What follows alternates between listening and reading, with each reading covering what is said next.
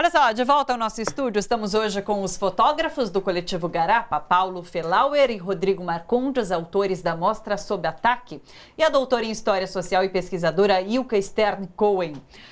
Quero voltar com a Ilka para perguntar uma coisa que eu vi uma informação na internet dizendo que durante a Revolução, durante a Revolta de 24, aviões sobrevoaram São Paulo, lançando folheto com comunicado à população para que a população deixasse a cidade, para que fugisse de fato por conta desse conflito que acontecia aqui. É real? É real. Dada a fuga do governador, quando o governador fugiu, os revolucionários também estavam se preparando para ir embora.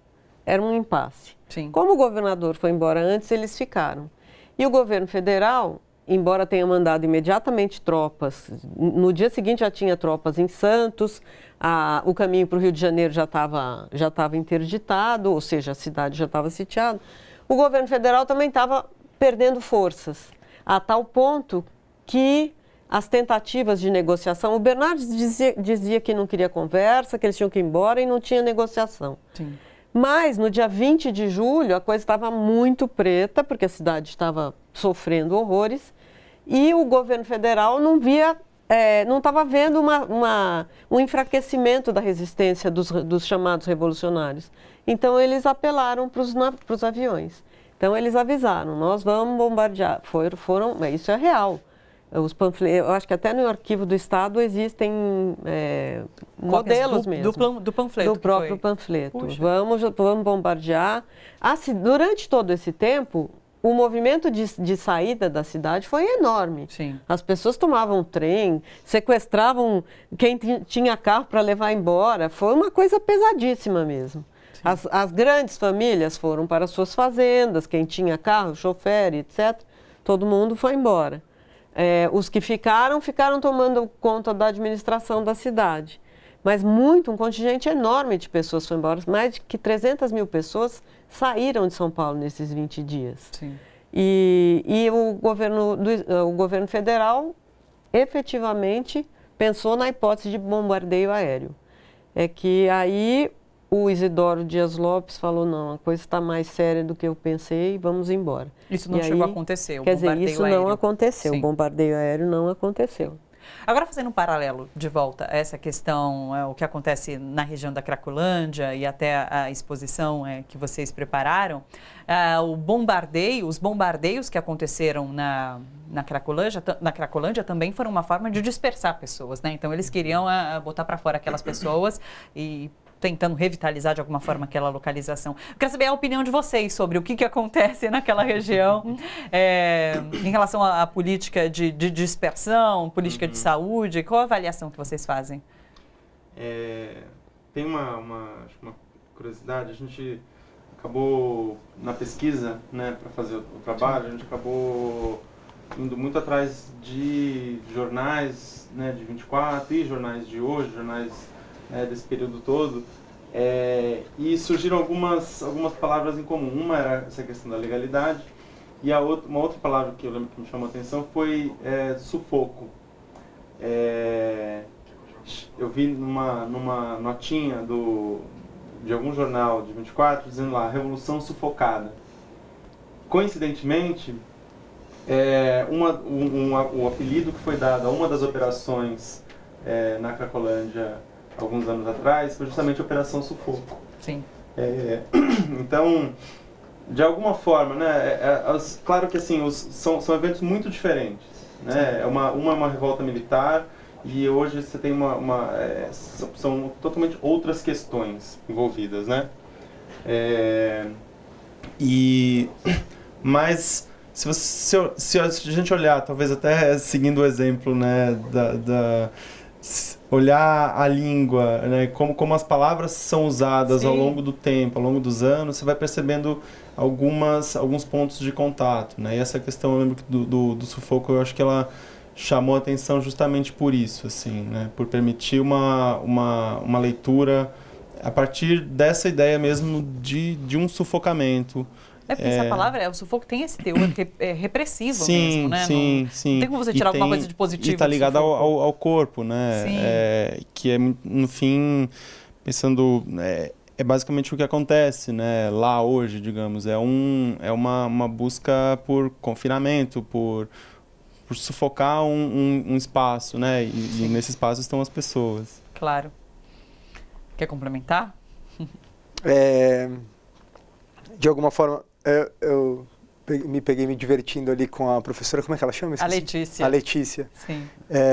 Ela falando da palavra ataque, né? Sim. E a mostra chama Sob Ataque. E, de alguma maneira, eu acho que pelo nome em si já dá para imaginar que faz 100 anos que, de alguma maneira, existe um ataque a essa região, a essas pessoas, enfim. O Paulo tem dito uma frase aí nas entrevistas que eu vou roubar agora que eu acho muito interessante, que não existe soluções simples para problemas complicados, problemas complexos. E eu acho que ali a gente se depara com um problema bastante complexo da cidade, que envolve uma questão de saúde, uma questão de segurança pública, uma questão de estrutura, de educação, e enfim. E é um problema muito profundo e complicado, mas, obviamente, quando a gente transita por ali e lida e vê e conhece algumas das pessoas que estão ali, é bastante triste ver a situação que aquele território se encontra, né? Então, de alguma maneira, eu não tenho nenhuma proposta de solução concreta, mas diversas das políticas que eu tenho visto e acompanhado não me parecem que estão surtindo efeito de maneira nenhuma. Vocês falaram sobre a proximidade com o bairro. Qual é a situação lá hoje? Vocês têm essa... A gente passou recentemente agora, inclusive para realizar o trabalho. Sim. Grande parte das fotografias que a gente produziu são ali nos entornos da própria Cracolândia, desse quadrante. Recentemente, coisa de um mês e meio. E a gente transita ainda bastante pela região. Durante um bom tempo, o Paulo morou muito perto, eu morei meio que ali também na região, a gente teve escritório por ali. Então a gente tem transitado ali nos últimos anos e é isso, é um problema que às vezes muda um pouco de lugar dentro da geografia do bairro ali, mas que não parece, visivelmente não parece melhorar, né? Sim. E agora a informação que a gente tem é que existe uma proposta do governo da cidade de está havendo uma transformação ali da região, uma transformação geográfica ali, com implantação de edifícios, com implantação de um hospital, e enfim, e me parece que a ideia é empurrar essa população novamente ali para o lado do Bom Retiro. Nada disso é muito declarado, então a gente também sabe informações picadas e tal. Mas não são soluções, né? Política pública, de fato, a gente não vê sendo desenvolvida ali. E porque também não tem uma solução simples. Uma solução simples passa por educação, por saúde, por atender, por solidarizar, coisas que não dão resultados para as próximas eleições, né?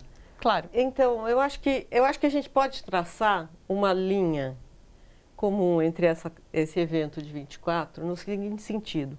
Esses militares que tentaram derrubar o governo, eles estavam lidando com um problema político, mas é um problema político-social, na verdade. A questão deles era a seguinte: a república que nós proclamamos em 89 era um modelo que não foi, saiu dos trilhos. Sim. Nós temos que fazer reformulações. Essa reformulação, naquele momento, inclusive, pretendia uma ampliação da capacidade uma ampliação dos direitos sociais.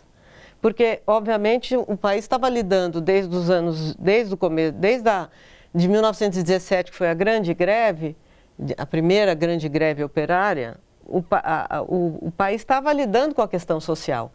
E a questão social começava a incomodar. Então, eu acho que nesses 100 anos a gente não resolveu nenhum desses problemas. Sim. Ao contrário, o que aconteceu nesse país é que os problemas se multiplicaram e se tornaram mais complexos. Mas a questão deles era uma questão também, não meramente de poder político, era uma tentativa de renovação e remodelar dentro, obviamente, sem nenhuma grande modificação no sistema capitalista. Eles estavam pretendendo absorver a questão social e dar um rumo, né? Então, eu acho que essa linha é uma questão com a qual a gente lida desde sempre,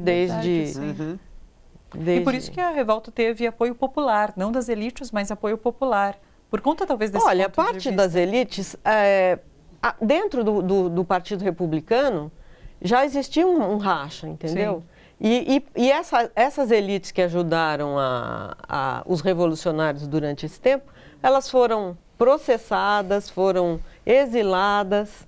Então, parte das elites, a elite mais maleável, também pretendia uma certa mudança, obviamente controlando tudo. Sim. A questão do comunismo já se apresentava, porque em 1917 na Rússia virou o fantasma a chacoalhar o tempo inteiro, né? Estava sempre no horizonte, mas parte das elites também pretendeu modificar o sistema político para absorver as massas urbanas. Outro dia eu li uma frase de rede social falando assim, em 5 anos tudo muda no Brasil, em 500 anos nada muda. É um pouco disso, né? Olha só, você que curte a TVT e quer contribuir com a gente para que a nossa programação chegue cada vez mais longe, se inscreva no nosso canal do YouTube /Rede TVT e torne-se membro. Ou então faça a sua contribuição em nosso Catarse. É só acessar catarse.me/TVT. A gente agradece.